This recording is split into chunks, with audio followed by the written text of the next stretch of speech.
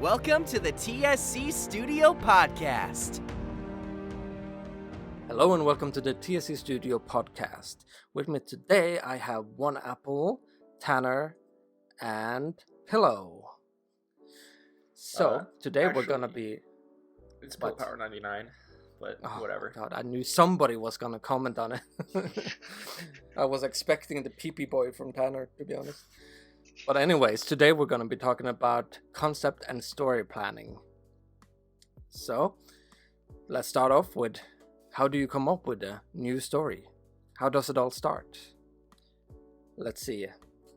Pillow, why don't you start this one off, since you have been working the most with me on like lore and story writing and all that stuff. Well, when it comes to the story writing, I am the king among our crew. Of course. Because I do 90% of the We all work. bow to you. Yeah.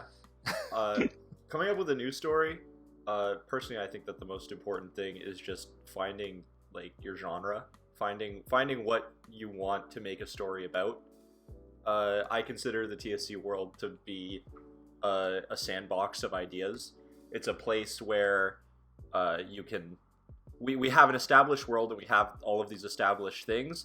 So when it comes to creating a story, I take what are the kind of stories that I want to tell and how do I fit it into this world. So I mean, that's really where you have to start. You have to start with the genre and more broadly, what is the story that you want to tell. Mm-hmm. So Apple, how do you start with your projects? Most importantly is where I get my inspiration from. And for my projects, I do get a lot of inspiration from anywhere really, just in my surroundings, could be from movies too. I do get inspired a little bit by Christopher Nolan, like with Inception, Interstellar, sci-fi stuff that I like to try to mesh into my own work, but with my own twist to it as well. And so are you going for like the vibe or something like that? The vibe. The Nolan films have. Yeah, at least I try to. Because you don't go for directly the same type of stories. It's more No. like, how do you feel watching these kind of things? Yes. I mean, you know what they say, Crimes of Valorian is the Oppenheimer of TSC. Yes. Oh my god. Exactly. Tanner, how do you start? So it's been a while since I actually started something, but I guess I start by figuring out what I want to say and like what kind of story I want to tell, and I will map out kind of the entire structure before really getting into all of the detailed work, I guess. Yeah, I think you got to know what kind of story you want to tell before anything else. And, we're talking, I guess Apple's probably the only one who's really making a lot of, like, new stuff. Like, Tanner, you said, like, you haven't really made a new thing in a while, and we've been sort of coasting on the TSC train for the past few years. So it's just a matter of, like, you have the world established, now what do you want to do with it? Mm-hmm. Because that's what I was gonna talk a little bit about, because when I actually started thinking about this topic, I was like, well, I feel like it's different for us who have been, we're like dug into the TSC world. We have like all this history, all this lore that we can jump into to tell a story here, or like it will dictate kind of how the story will go forward. We just really have to just figure out the genre or like the style or like the type of story we want to say in this world. So yeah, we don't really have to like dig from the core concepts as much anymore. Okay, so where do you get inspiration from? Well, I can say my inspiration has like when I first made TSC when I was a kid, like my core inspiration was like Star Wars and Lord of the Rings, when I was like so amazed by that as a child. And then later on, when the story kind of changed into what it was now, it was Game of Thrones, and Game of Thrones has magic. It was more the realism of the darker world that made me pull it in that direction instead, and which completed the way the world felt. And that's kind of like now, more recently, I guess Dune is what inspires me. I get a lot of like things from those two movies that where I'm like, I want to make something like that. I want to feel that. I remember specifically how when the Atreides first arrive on Arrakis, and just the music and them walking over there, how that gave me chills. Like that felt like a big moment. And I had definitely moments like that in Dune Part 2 also, which made me like, oh, I want to get to writing and make something that makes me feel like this. Do you ever think about doing stuff? Because a lot of what you're saying is like inspiration for TSC. Like you can obviously see the inspiration. I mean, things like Star Wars and Lord of the Rings, like they've inspired every fantasy genre ever. Like everything that's ever came after them has some sort of influence drawn from them. Do you think that like that influence from those films extends to like other things that you've done, like fucking Knights of Frost or like Big City? Like what like a goofy thing, but like where does that inspiration come from? Is it still just like those core sort of like the pieces that really defined story to you when you were a kid? Oh, well, I can speak a little bit about Knights of Frost, because that comes from like, when it comes to horror, I love the more Lovecraftian style. I like the more dimensional and the freaky stuff, if you can say that. And I love the gothic vibe also, like that kind of stuff comes into it. And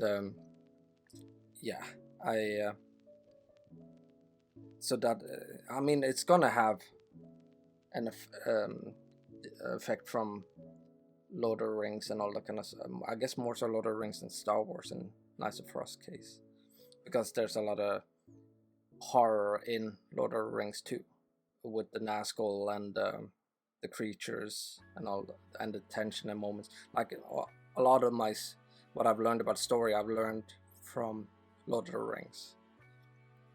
So yeah, it has an effect on it, but it was more so I wanted to do that aesthetic. I wanted to do a horror which had like this like more so complex, mind-bending kind of core to it. So Tanner, where do you get inspiration from? So as you and Apple were saying your answers, I was thinking, what the hell actually inspires me? I consumed a lot of like media growing up, and it's interesting because a lot of what I make now is not necessarily inspired by something that I actually watched, because Yannicka tells me this all the time. The stuff that I make has a lot of anime in it. And I don't even watch anime, so I know your love for anime. Oh yeah, my love and want to consume so much anime. But as far as humor, definitely like Pirates of the Caribbean was a huge influence growing up, and just the entire character of Jack Sparrow. You know, this whole like basically joke of a character thrown into a very serious story was something that I definitely took a lot of inspiration from. I can see Pirates of the Caribbean in dark times when you say it. Yeah, I can see where you get that from. I was joking earlier when I was like just going over questions and saying like I'm interested to hearing how Taylor Swift inspires you in your dark times fantasy world, which I'm she sure inspires it does. me to make a ton of references. Yeah. to her, like I did in my last episode. When you and I watched it, I caught it right away, and I was sitting there waiting for somebody to say it at the premiere, but nobody noticed it. Yep, that means it's a But well hidden reference. It's not. It's not. It's not at all. Well, if they don't know that I am a massive Taylor Swift fan, then maybe they don't like catch all of the references to her, and that's a good thing. Yeah, true. More to come though. We just gotta bring up Taylor Swift every podcast we do, because now, at least you have done it in both now. Technically, I did both, whatever. So it'll be my consistent story arc, okay?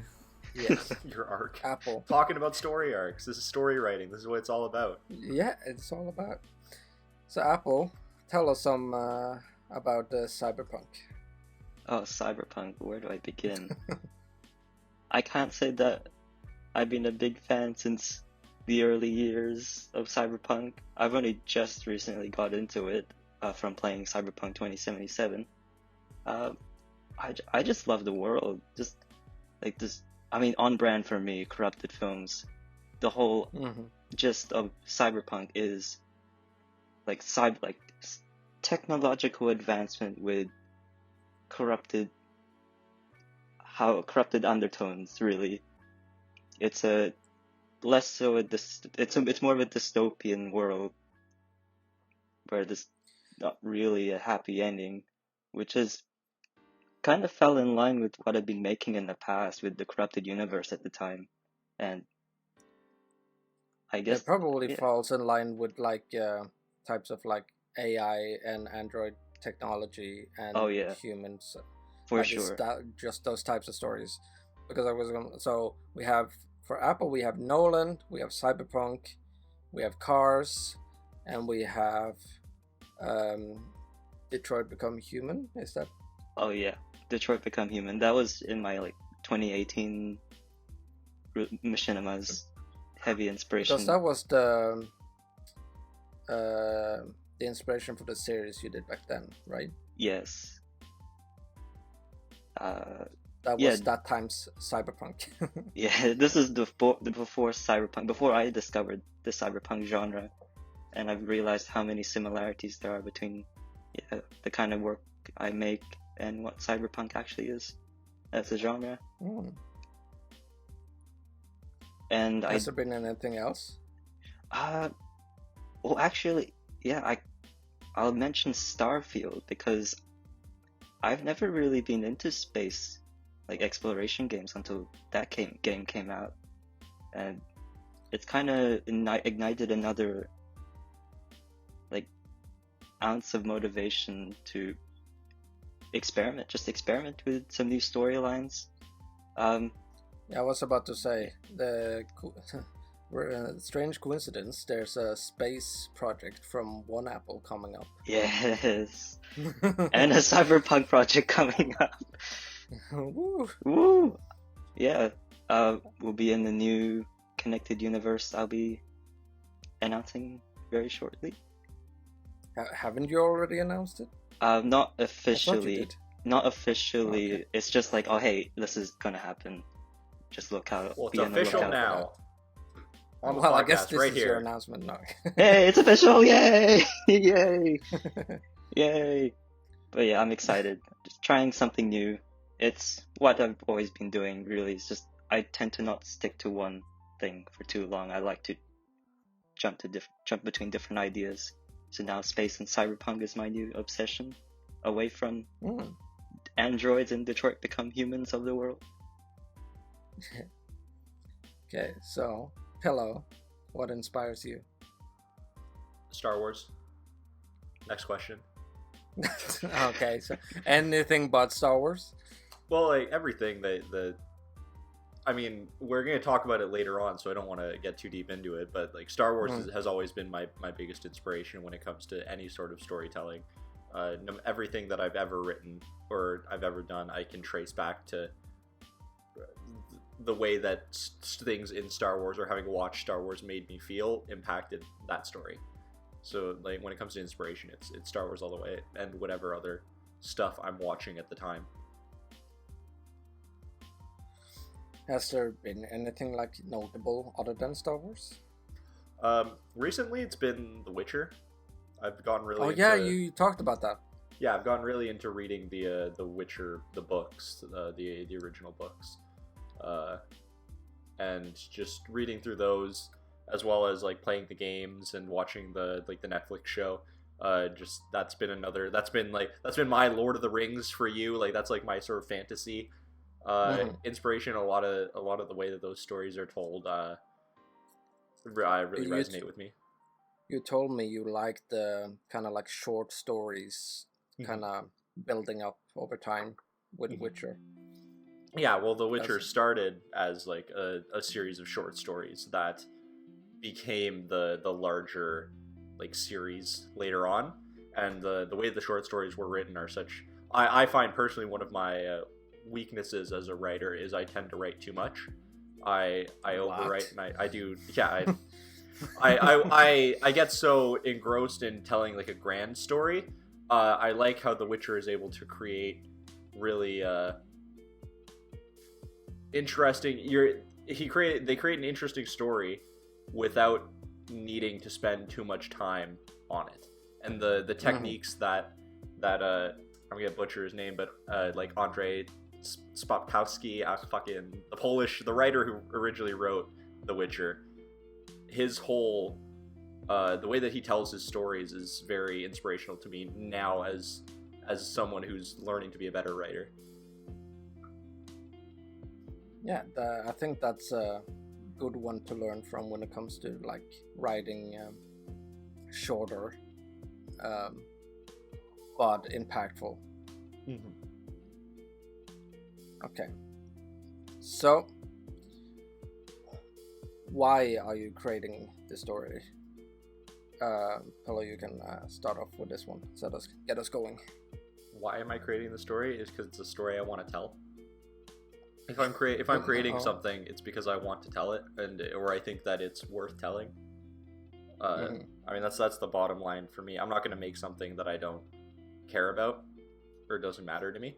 If I have an idea for a story, or if we as like a production team come up with an idea, and I am able to latch onto it, or I'm able to find something in it that I really resonate with, then I want to tell that story. And it's that desire to tell the story that makes me want to write. Yeah, that's something I have done in the past. Like if I've jumped into something, and especially if it wasn't my own project, and I'm getting into it, I'll always like dig into what can I do with this? How can I change it? How can I like do something different with it? So I guess that's still lashing on finding the something, as you say. Apple, why are you creating stories? Yeah, same reasons as Pillow mentioned. I'll add to the fact about trying to experiment with new concepts and ideas. It's just that curiosity in me, thinking like, can I make a sci-fi? Not sci-fi. Well, space. Can I make a space machinima? Can I make a cyberpunk machinima? Yeah, it's part of why I want to create this particular story. It's just I just want to see, can I do it? Tanner?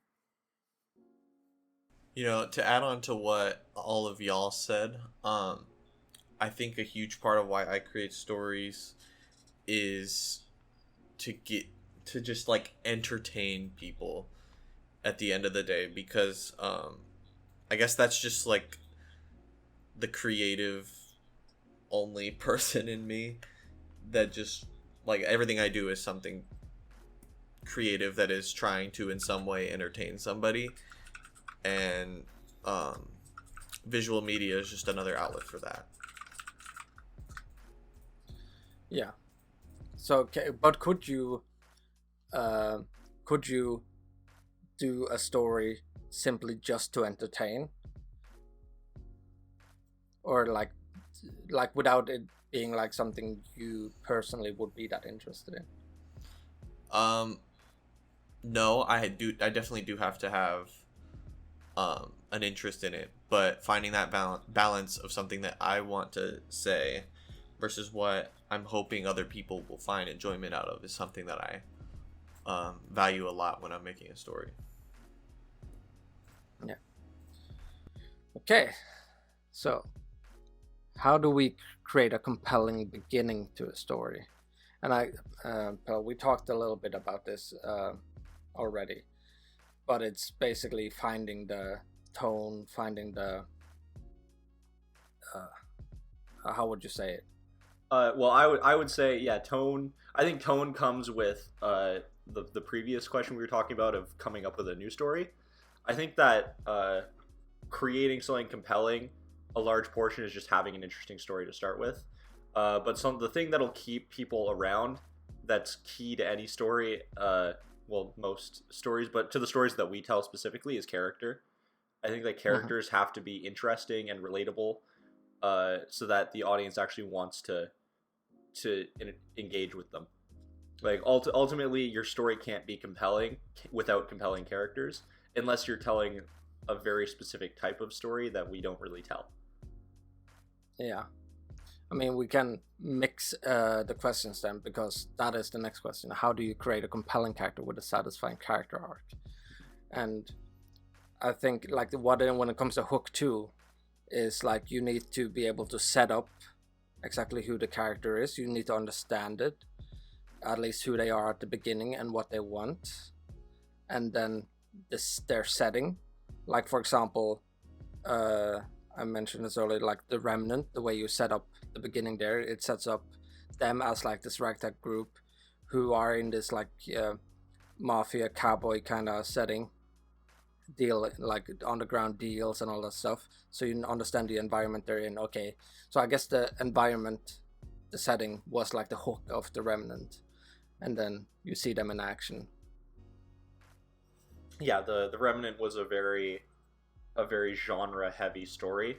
The film itself relies a lot on the preconceived ideas that viewers have of these sort of archetypes of like the cops and robbers, cowboys, pirates, like all of these ideas that we as people that just exist in the world, we have these ideas about those characters. The film is dripping with that tone already imbued in it, which is what makes it so easy to follow as a story. It's just like a sort of a less serious film. Like it's very much just a lot of the atmosphere comes naturally to the story, and that helps keep people engaged because it's familiar. Mm-hmm. I really want to talk about some of the characters in how they end up after Volition, because like I feel like I'm not gonna talk about it, but I want to, because I think we did a really good job with, for example, the characters from the Remnant or Alorian or the Tribunal, to see where they come up from the beginning to now the ending we have made. I think had that only been done already, then we could have talked about it. But I guess Rebecca, she had those 3 films, which was a prequel, but we saw it, how she became that way. That was her arc, and I thought that was a good one we did. Yeah, well, I mean, Lethane is a perfect example of this question of like how to, well, I guess the previous question actually of how do you make a compelling story, or like a compelling beginning. The entire story of Lethane is a character story. It's heavily just about Rebecca and her journey and her path through the story, and it's like our most successful project we've ever done, and that's a testament to the fact that character is so important. Mm-hmm. Okay, so I think we should jump into the first Lord's Guild trial. Which character am I thinking of? So let's go Rosario. with Apple first. The rules are like we have each been given a character, like an image of a character in TSC, and we gotta try and explain who it is without saying the name or the project they're from. But we're also gonna try and make it a little bit like not obvious right away, at least. So let's see if Apple can explain to us who it is without saying who it is. Yeah. Right, so this character, their job is in a senior position and serves the public. They wear a blue blazer, a black hat, and gloves. That's about it. Wait, what? Wait, say that again. Which part? Like the notes, like you gave. of Yeah. Okay, their characters. their job is of a senior position, and they serve the public. They wear a blue blazer, a black hat, and gloves. I think I know. Yeah, I think Wait, I know too. Wait, Tanner, do you know? I have no fucking clue. Okay, Pillow, take a guess. Is it Sheriff Carlton? Yes, that's correct. Oh yeah, I was gonna say that. Got Oh, that. Yeah, it was the blue and the hat. I had to think about that. It was the hat that gave, because I was like, blue, that's like, there's an entire faction in TSC that's Yeah. blue that has power, but they don't wear hats. I was thinking like a political person. Someone from maybe TSC. I was thinking that. Yeah, that too. was Crimes of Valorian, Sheriff Carlson. Okay, Tanner, what is yours? All right. So this is a modern age TSC character. They are not alive in Volition, or by the time that story happens. They caused a lot of problems and trauma for another character, and they debuted in Lethane. Wait, what? Going to leave that there in case I have more if y'all can't guess it, but I want Apple to guess this one. I have a feeling. Okay, yeah. Who is it? Is it Jed Hydrich? you are correct. Yeah. Oh, fuck. I would have gotten it wrong. I was gonna say let's Jed take this guess. Yeah, yes, me. I thought See, it was my Gillian. last hint was that he's known for the line Lil Prince. Yes. See, when we first started describing, I was like, Vladimir? Who did you think? Hello. I thought it was Gillian. Oh. Yeah, I Which I initially feel thought like Gillian. the description still fits. Yeah. Okay. I'm gonna do mine next because I I don't want to be the last one. Okay. What? Okay. Fuck me, I guess. Okay. They have a hat, red pants. Oh, easy. I know who this is. Fuck you do. No, I God don't. damn it. I don't. Okay. Blue eyes, white coat. I know if I said it. Blonde hair. Come on. Okay, Tanner, who is it? I'm either very right or very wrong. I Okay. can't think of a single blonde character in TSC. Well, the one I'm Well, thinking actually, of I is, can think of you two. can kind of see. Okay, who is it? Is it Dalton? No, wrong. Okay, Apple. Dalton doesn't have red pants. The only blonde character I can think of right now is Charlie Stewart. Yeah, it's Charlie. Oh, it is Charlie. I was like, it's Charlie or Abigail. I think they're the only two Yeah. blondes. Yeah, I was like, I don't want to say blonde hair. I don't want to say blonde hair, but I like it. What else could I say? The rest would be like Iron Hand, and that would have been like a dead given. Iron Hand. Well, she has like cast hand, like after it burnt Yeah. by her. Sorry. Got Okay. The Hello. Jamie Lannister treatment. Yes. Who is your character? You guys, see, now I feel weird because you guys all did like physical description, so I think I'm just gonna have to change on the fly. Because I was just gonna Okay. describe like the character. Okay, well, know- let's hear that then. Anyways, what? Okay, so this is an original TSC series character, so they debuted in the original series. They were in the series they were Team Alliance, and they made their first appearance in season 3. That's all I'm gonna give you for the first part. Anyone have any Uh-huh. guesses?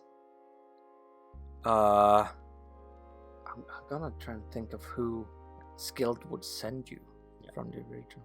Like, I'm the only one here probably who has a chance of guessing this since it's original TSC. The Yeah. big hint is they're one of the few alliance characters that was revealed this late in the series. Daniel? Nope. Alexander? No. Okay, well, one guess. I'll give you some more hints Okay. unless someone else wants to guess. Only I have a chance here. Yeah. Okay. Well, that's not true. I'll say What? they've appeared in other TSC films since then. Having now been team. Yeah. I know. Yeah. They're now. I'm gonna keep going. They're now team. United Kingdoms of Londra, so they went from alliance to being part of the United Kingdoms, and they're a military character, a military leader. Tanner, Apple, do you have any guesses? Oh no. It's a blank for me. Okay, it's Roland Smith. Yep. Ah. Okay, very good. That was fun. Okay. So let's move on to the next point. Let's talk a little about story structure and how to use one. And like, do we use one? It's like, I can say this. Anyone who writes a story almost blindly writes a 3-act story anyways, because that's just the core of story writing. Like, you got the beginning, middle, and end. That's kind of what we do. Like, I can ask Apple and Tanner this. Do you guys follow any like structure at all when you think about writing? No. You want to go first, Tanner? I just try to stick to the 3-act structure. I guess I don't have a specific structure. It just kind of molds to what needs to happen for the sake of beginning, middle, end. Mm-hmm. Because I don't think like we in TSC on our projects haven't exactly followed any like other like structure, but I can mention them though. So there's like the hero's journey, and then there's the Dan Harmon story circle, which are like both of them are pretty much the same. And like Pillow told me this before too, like it's all comes down to the same thing anyways. It's just which one is a good template for you to start if you like want to follow something. I guess that's what it comes down to when it comes to story structures. I think the big thing about story structure, from the answers that we're giving, it's not something you have to think about. It's not something you should really focus on. If you have a story and you want to tell a story, just tell the story, and odds are it's going to turn out being structured anyways, because you spend every moment of your life, from the minute that you know how to read, you are exposed to stories in a typical 3-act structure, which is just the standard way of telling stories. And your body, like not your body, but your mind will naturally want to tell stories in that way. Stories don't make sense if they're not in a 3-act structure, and they need to be done very precisely and very intricately if you want to get away with it. And you have to be a really good storyteller if you want to tell a story that doesn't follow a conventional 3-act structure, if you want the story to still be interesting. One thing I will mention also about the 3-act structure thing is it's simple, but it's effective. Like, all of our best stories have followed very simple 3-act structures. Just because something's simple doesn't mean that it's like mediocre. If you perfect something simple, it's still perfect. Even if it's simple, it's still a perfect story. And I feel like a lot can go into like a 3-act story too. Like there's a lot that affects, like a 3-act counts for scene, and then like what do you put in the first act, the second act, and the third act. Like how much focus do you put on what they are. That is like, it's not as easy as just saying I'm using a 3-act story. Okay, so then we're going to talk a little bit about outlining an entire story from the start versus letting the story develop itself naturally as you write. I got to ask Apple and Tanner this first. Do you guys, or have you at any point used like where you develop the story as you go? I have outlined the story, the entire story first before I write the script. That's just my particular style. You have always done that? Always? No, pretty recently with my own stuff. Yeah, it just helps me write scripts faster, really. That's why I do it. What about you, Tanner?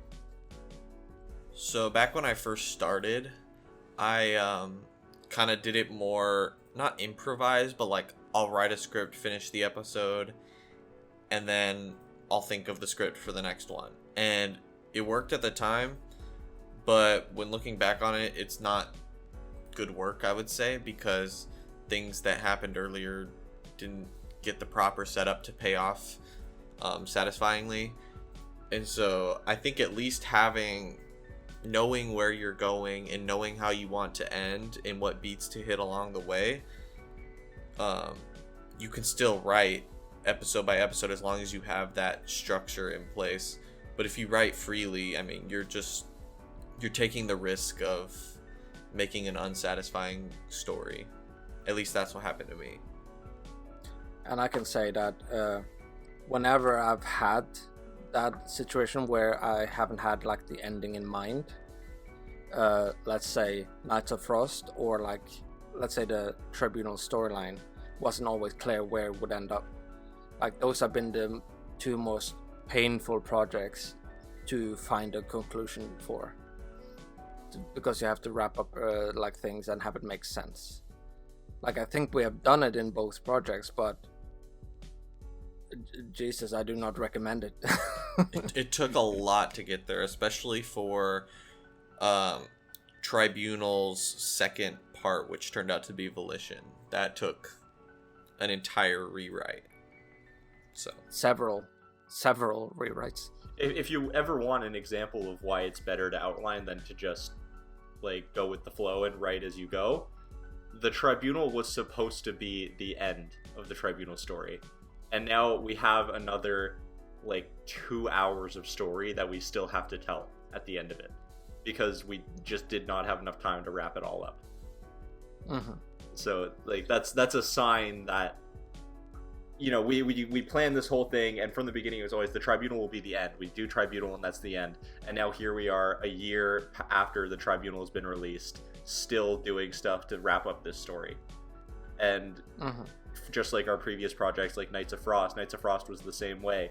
We didn't know how to end it, so we just kind of, like, the amount of Discord calls of everyone sitting there trying to figure out how we were going to make this thing end in some sort of satisfying way, it's a headache. It's so much better to outline, and it's something that we as a production team have never really dipped our toes into before, except for this next project, our next big project that we have. I have personally put in a lot of effort to make sure that we have an outline for it, and we have a solid beginning, middle, and end planned out. No, I'd say we have done that before. Lathane was definitely like that. Every part of that story was like nailed down. Well, I guess not if you count Golden's, like the two previous projects. Yeah, I'm speaking more to like multi-project stories. Yeah, multi-project. Of course, within one script or one film, we plan out to some extent what's going to happen throughout the film. But for larger scale projects, I'm saying we've never really sat down before a project was going to start and said, here's what we want to do and here's how we want it to end. I guess that's it didn't really hit us before we got to the Tribunal and Volition that it would be so difficult to end like a storyline. Yeah. Like we had like a rough idea of how it would go, but like how to actually put it together, be a satisfying conclusion was hard. But I think we got it now for sure. Anyways, so let's do the next Lord Skilled quest, and that was what was picked at the ending of the last episode, which we spun the wheel and Raph got picked, and he had to do like a poem about a villain So Lord Skilled is gonna send us the clip. Yeah. So let's everybody listen to the poem, and let's give our reactions to that. Oh my god, it's After we 3 listen to it. minutes. Where is this? Yeah, it's It- in podcast chat. Okay. Okay, everybody ready? Yeah. Yep. 3, 2, 1, go. Within the soaring sun, a shimmer, lifted high in the sky like a star begins to glimmer. Red sands and hills stretch on, there's nothing here at all, blocked off by the guards and the hardened walls. No escape, no way out, and trapped. The hope that died with the passing of time, the urge to end life and not just survive. The urge to be at peace once more. A life that seems so stranger now. Was it ever nice before? Slash and grunt and punch and roll. The wood of the shield that can't take it no more.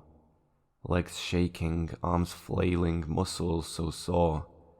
But there's no stopping, ongoing for years to come. But then there's a hope, emerging from mere nothingness. A guardian angel, a path to justice and freedom, so they say. These ideals so forgotten ever since childhood and innocence, yet innocent no longer, a brutal murderer, a warrior even. May justice prevail, they said, freed at last. No clue what would happen after many years had passed. The horror and bloodshed that spread so fast. But at the time it was pure goodness, a purpose in life. No longer rotting in a cell with rats and mice. He slashed and he grunted as he carved his way through the face of a rebellion or religion or cult. A companion with a voice so powerful. The justice, the blade, the voice, and the owl. Well, does it matter anymore, he thought, as he lay in the rubble, broken and bleeding a lot. He had fought so valiantly, done what he could. Now, on his last breaths, just covered in sweat and in mud. He meant nothing at all, he just stood for the blade. Not his name, but his title. Another will get made.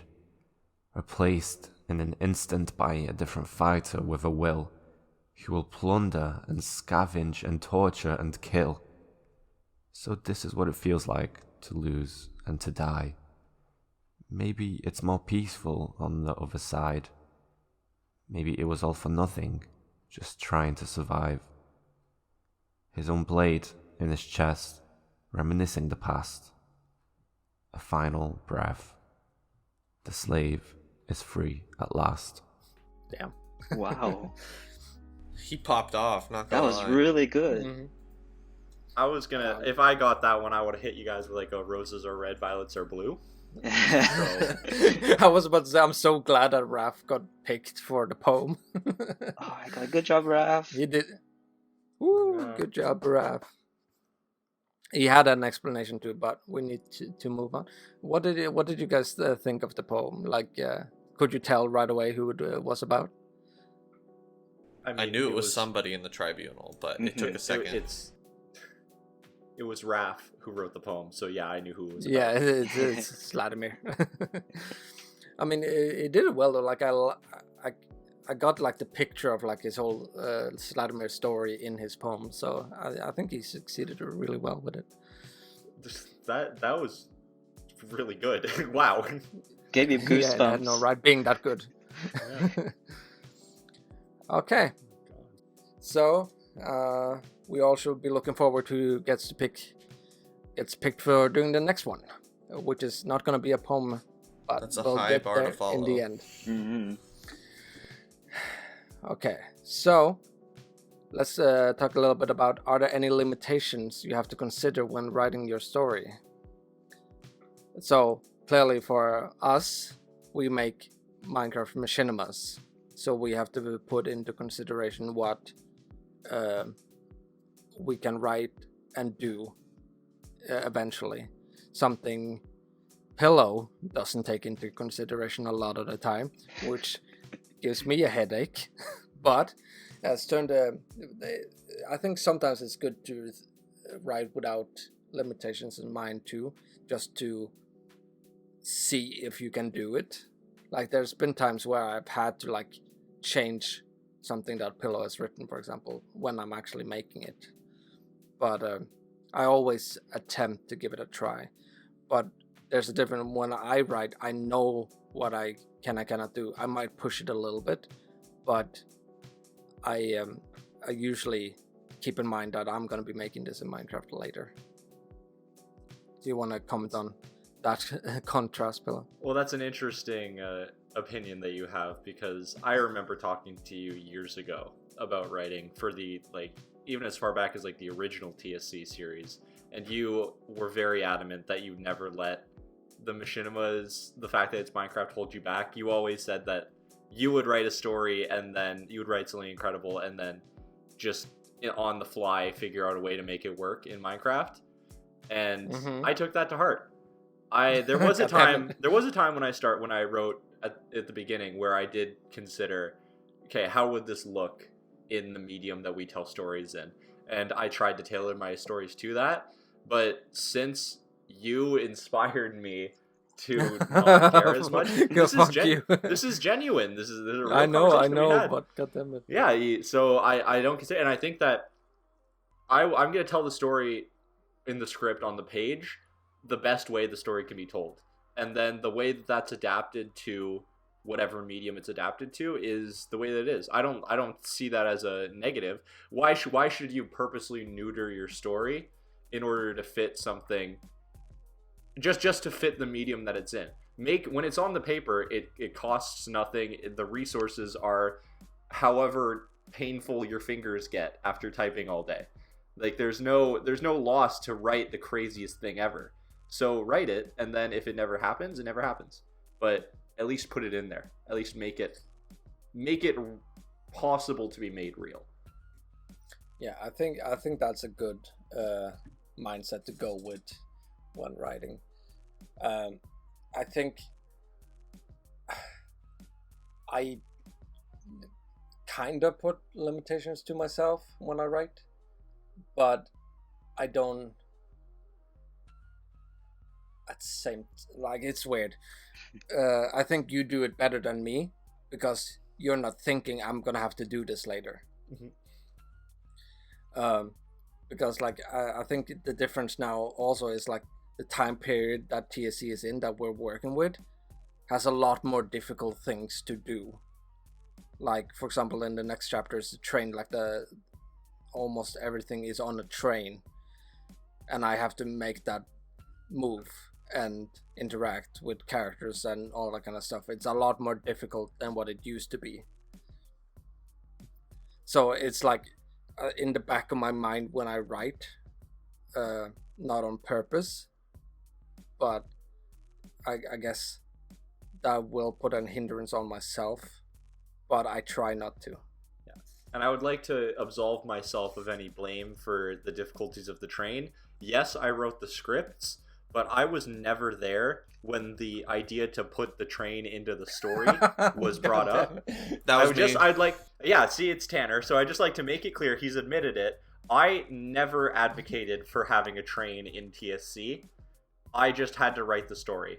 And I feel like I am always unfairly blamed for all of these train difficulties. I'm just a worker bee. I'm just doing what I'm told. I'm following orders. This whole section of the podcast just backfired so badly on me. Yeah. Oh, it's the bully Pillow hour. Well, yes. Get turned around. Get Jeet Kune Do'd. I took your energy and sent it back at you. Yeah. Okay, I guess we can go quickly by Apple and Tanner. Do you guys feel this limitation, or like unconsciously or on purpose? Yes. Right, knowing? Yes. Mainly because of time constraints. I'm pretty busy myself, so I can't spend all of my time making machinimas. So that's always in the back of my mind. Like, how can I make this machinima without making it too taxing on like having to make the blockbuster like poses, the facial expressions? Or are there any high intensity scenes that maybe it could just be done as a talking scene?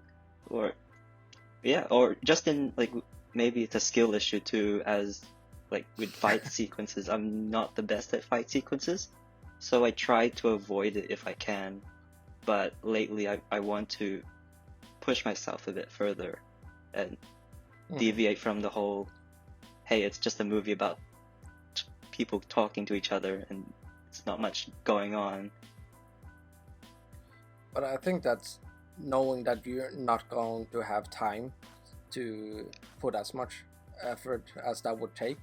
I think that's a valid reason to write on purpose, like those limitations. Yeah. But it can also challenge you to write something different and good in its own right, I think. Tanner, what about you? You do some crazy stuff on... oh yeah, I was about to say, I think I try to push the boundaries of what I've done before and what I've seen a lot of people do within the medium of Minecraft Machinima, because at the end of the day, there's only so much you can do to make something stand out, but that barrier is not a hard barrier, so I'm constantly just experimenting and pushing myself for better or for worse. But I don't know, it's a fun challenge, I think. Yeah, I think as long as you have time, you should try and challenge yourself with the story and what you're going to do within that story. And I'm so lucky that I have Mr. Canada over here to push me, so I don't put those limitations on myself. Yeah. I'll push you wherever you need, off a cliff, down flight of stairs. Thank you. I'll push you. Oh, I love you too, Pillow. So, let's go to the last trial for the ending. Now, how this one works, it's an audio game where you'll be given a little clip of like various difficulties, like easy, medium, hard. And the goal is to guess what TSC project it is and maybe what scene or moment it is from. So hard difficulty will play 10 seconds of audio from any TSC project. If you don't know where the audio is from, you'll be able to hear the following 10 seconds from that scene in the medium difficulty. You get a total of 3 points. 1 point for guessing correctly in the hard difficulty, 1 point for guessing the right TSC project, and 1 point for guessing the right scene and moment. Are you guys ready? I'm so excited for this game. All right. Me too. So we're starting with Apple? No, yeah, Apple. Okay.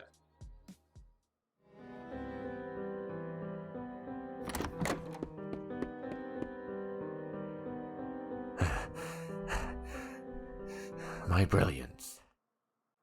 Oh shoot. Okay. No. Okay, so this is hard difficulty. Do you have any guesses, Apple? I mean, instantly, it's Tribunal related. Mm-hmm. But there's so many Tribunal shorts. Okay, but if you were to guess one from what you heard, what would you say? I'm just trying to decipher it. Vladimir saying my brilliance. Where would he say that? He never If says he was- that. No, is it not? He says it like... Is it not Vladimir? It sounds like Vladimir. Oh, okay. No, Pillow was joking. He always says that. Yeah. Can I? Pretty sure he says that in every film. Every film. No, Can no, I no, give no. a hint? No, there's gonna be another one. There are 3. No more Right. takes. I'm gonna have If you to. can't get it. I'm gonna have to go with the medium difficulty now. Okay. My brilliance. Forgive me for the sudden intrusion. The Shattered Crown War. It is over. Oh, okay. Okay, so does that tell you anything?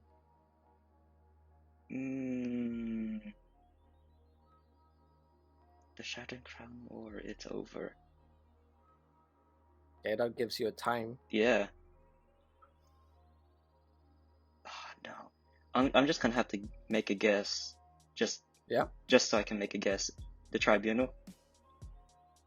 No. So that was... Wait, is there any more? Or is that the last? No, there's only 2 parts, hard and medium. Okay. So that was Visions from Lord's Guild. That was the one that was set after the TSC War and like was supposed to bring the Tribunal characters and story beyond after that, after the TSC series. That's such a hard one. Why'd you give the hardest one to Apple? Oh, Lord's Guild set this up. Okay, Tanner is next one. Ready? I'm ready. When the time comes. Okay, I already know this from the Blade till because the these are the end. sound effects that I use. I always have. I've never doubted you, Vladimir.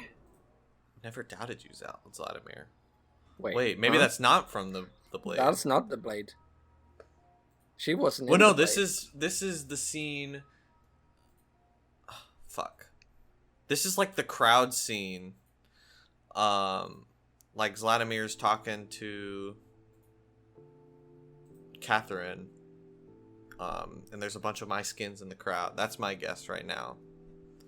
From the From Tribunal. what project? The Tribunal. Yep. Isn't it? It is, right? Lord's Guild, you gotta confirm. Yeah, it is. Okay. Wait, not right moment. Wrong scene. Oh, shoot. Oh. Okay, well, he still got it, though. He got the right project. Yeah, he got it. Okay. Yeah, so it's the scene right before they execute the prisoner in the tribunal. It's Is that at the beginning? it's in Act 2 Okay. after they are taken asunder. I don't recall the specific scene, but I'm sure if I saw it. Yeah, I can show you afterwards. Okay, Pillow. Are you ready?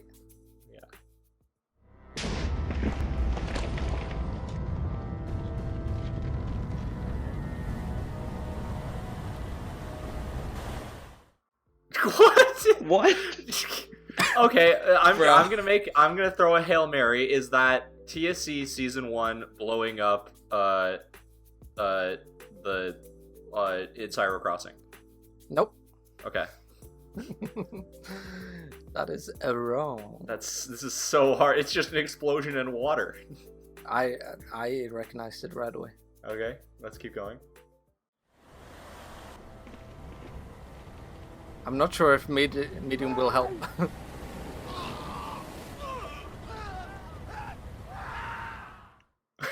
What? Okay, do you have any guess? Okay. Water, an explosion, people screaming. It's not in Cyro Crossing. Mm-hmm. There's a lot of I have to say the second largest water-based conflict I would say would be TSC season 3, the battle at the docks with like the mothership when like Daniel gets killed by everyone and Rosario makes his escape, like that whole scene. No, that's wrong. Okay, I do not know. There's another Dang, that one. was my guess too. See, the thing that makes me get it right away is the music. Because it's the music for the Golden Sword when they blow up the dam Oh, they above blow up the Fort dam. Charlesburg. And then they flood Fort Charlesburg. Yeah. Yeah, that Wait, one so was this is hard. from the Golden Sword? Yeah. Yeah. Dang. I thought it was TSC for sure. That's Okay, hard. now I it's like mine. Okay, let's go.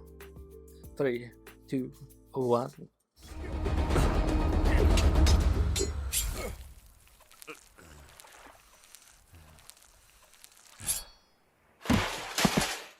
Wait a second, huh? Okay. So the music reminded me of Tribunal. I heard Vladimir, who seems to be a recurring character in these clips. But the music reminded me of the Tribunal, and it might be the fight scene in the 3rd act. Am I right? No. Yeah. What? I have a guess, Fuck. and if my guess is right, No, wait. I'm I gonna be gotta so hear the happy. medium part. Yeah. Fuck, I know it now because Tanner reacted. God damn it. Huh? Okay. Okay, it's the blade.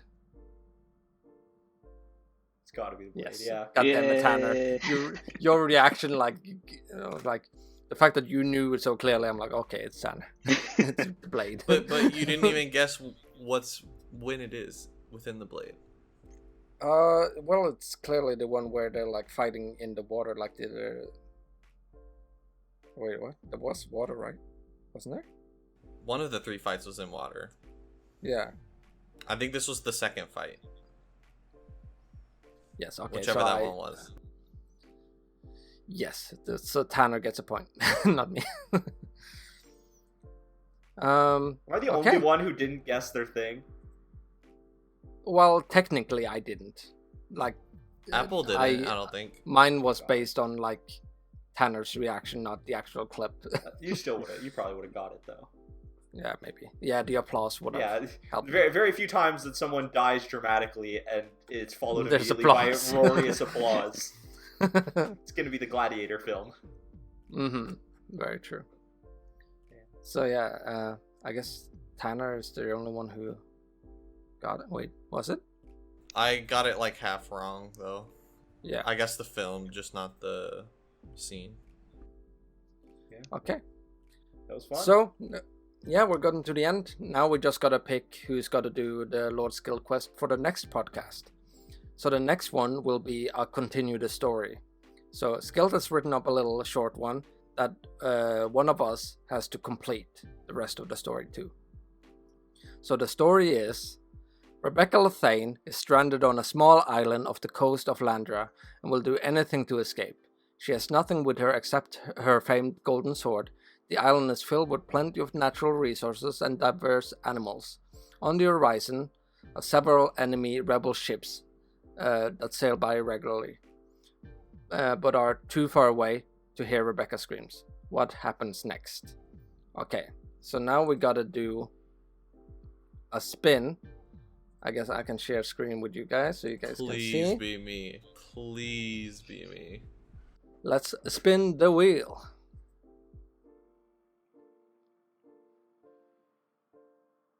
Oh, it's Lord. Apple! Woo!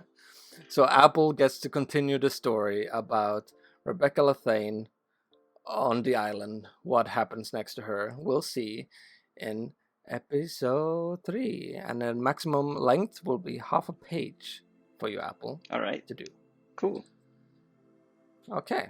So, and the next podcast will wait, oh no, shit, I gotta show this to you guys. I have a little the scene from chapter 3 that I want to share with you guys. Teaser. So it's just a short little clip which kinda sets the vibe for it.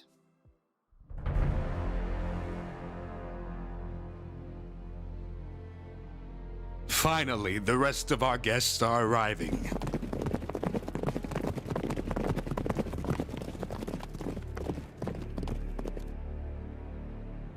Greetings, honored Etherian guests. I am so glad you decided to accept our humble invitation. Today is a momentous day in our continent's history, and I am pleased to share it with you all. So that's a short little clip from chapter 3 of Volition Chronicles. Here we have the arrival of Oscar and the other Etherians, who we saw leave somewhere in chapter 2, and this is where they ended up. And we also get introduced to a new character called Ramir, played by My Style, who are doing an amazing job, and I can't wait for you guys to see the rest of it.